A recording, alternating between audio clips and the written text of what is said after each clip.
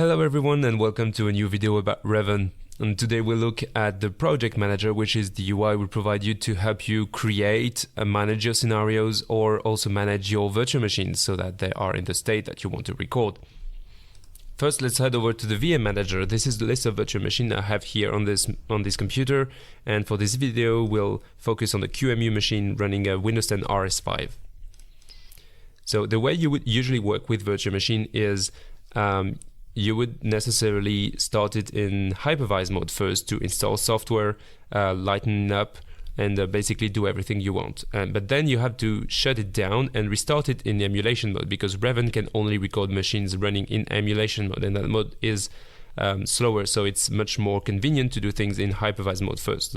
So let's have a look at that. I can select KVM, which is a hypervised mode for QEMU, and then start the machine. Here I already have a live snapshot, so we can load that and look at it. So this is my machine, and from there I can install software and do everything I want. Then I will shut it down to make sure I have a clean disk state from which I can reboot the machine in emulation mode. Alright, so I'll crash the VM in there and restart it in emulation mode. And since I already have a live snapshot, we don't have to wait for that. And now my machine has booted in emulation mode, so it's slower significantly, but I can still use it to do things, and this is the mode I'm going to use to record. It's important to note here that previously we had lightened this virtual machine up. Basically, we had disabled as many background services as possible so that they don't appear in the scenario, and that step also makes sure that the machine is usable in emulation mode. All right. So I have snapshots which I can use while recording. So now let's create a new scenario. I'll stop the VM, head over to the scenario manager. This is the list of scenarios I have on this computer as well. We can create a new one, let's say test scenario. And I'll select the disk snapshot I'm interested in. Click on next. This time I can upload files to the machine if I want, and in this case I do want, so I can either select a file on my disk or select a file which I previously uploaded. Click on next, and this time I'm ready to record. So I have a screen that is similar to the one we saw before, but this time I can't boot the VM in KVM. Again, I can only record in emulation mode while running a QEMU machine. So I'll restore the snapshot that we saw earlier running in emulation mode. And this time I have a CD drive containing the files I'm interested in.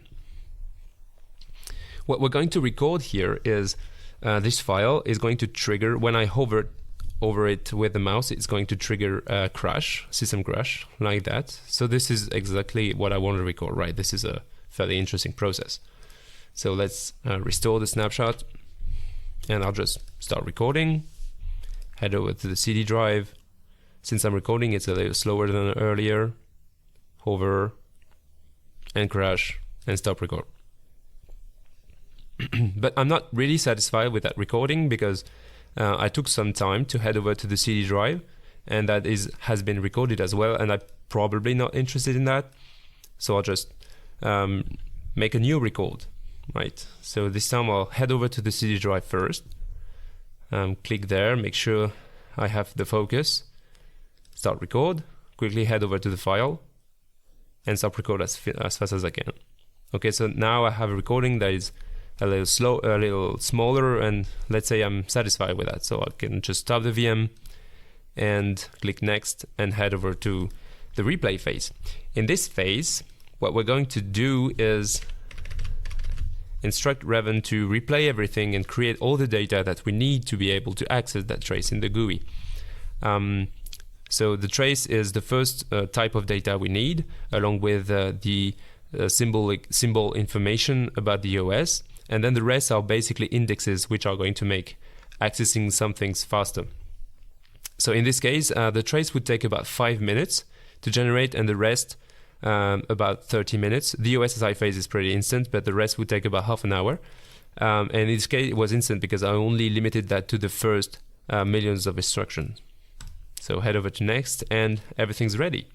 I can start the GUI that you probably know about if you've read our previous blog articles, and looking at the frame buffer, it's pretty obvious that this is the trace that we had just recorded, and I have again about 1 million instructions in this trace that I can use. Okay, so that's it for this video. I hope you learned something today, and I hope that you see basically under what's going on behind the scene when we create a new trace. And as usual, thanks for watching.